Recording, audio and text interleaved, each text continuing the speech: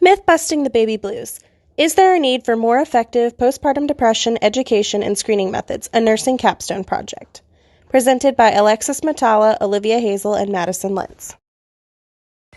The purpose of our capstone project was to discuss the potential benefit of multiple screenings for improving postpartum depression recognition and outcomes, recommend better screening practices, improve nurses' attitudes when administering these screening tools, as well as improve the current method of delivery of education about postpartum depression to new mothers.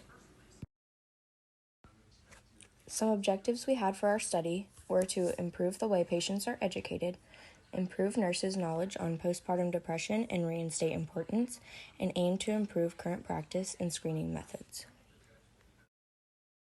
So now we're going to talk about why we focused on postpartum depression screening and education and why we chose it for our capstone project. These were the main facts that stood out to us when we gathered evidence from our journal articles. Postpartum depression is common and underrecognized. World Health Organization has classified it as the leading cause of disability in women and a major public health concern. It has an insidious onset and nonspecific symptoms, which is why screening is helpful to help to recognize and diagnose it. Screening programs reduce the relative risk of continued depression at 3 to 5 months by 18% to 59% as compared with usual care. And based upon a study completed in 2016, only 18 states mandate screening for postpartum depression, and we found this to be a huge issue. As for the methods that we used for our capstone project, we first did a literature search to gather a literature review to obtain the most recent and relevant research in the area of postpartum depression and screening methods.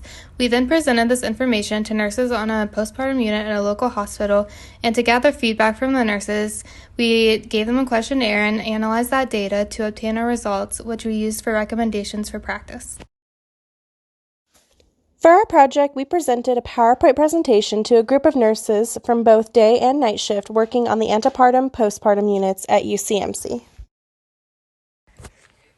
For the literature search, the group utilized various databases in an effort to find quality articles that met specific criteria.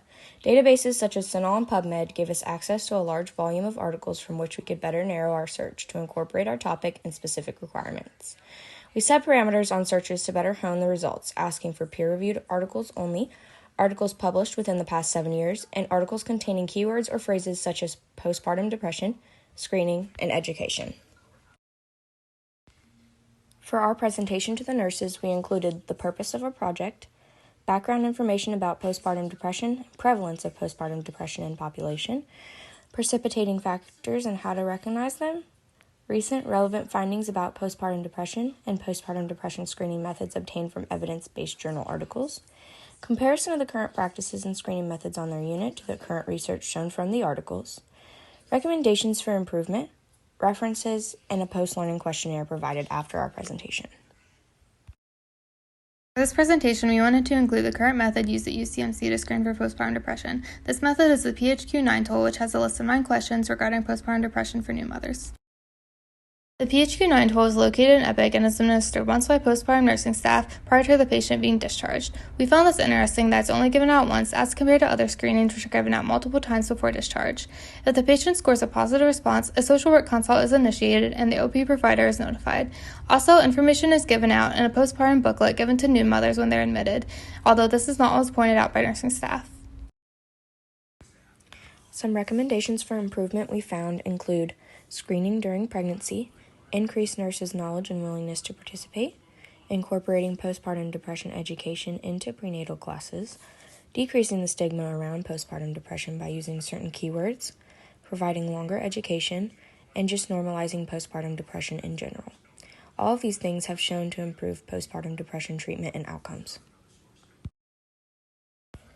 Some things we found specific to our group that could have been improved were presenting more than one time, presenting to more than one hospital, and presenting to other specialties, physicians, prenatal care providers, social workers, etc.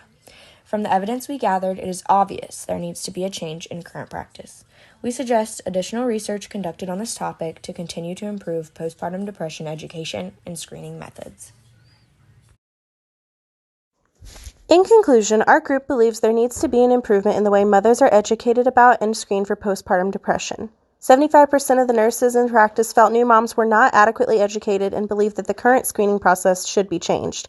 Also, within those nurses, 100% believe multiple screenings and educational sessions would improve outcomes and decrease the prevalence of PPD in the population.